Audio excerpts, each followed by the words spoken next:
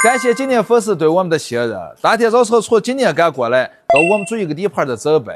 通过我们路试拆检，发现把戈壁上面的10个胶头存在老化和开裂现象，2个平衡杆吊杆也有明显缩框现象。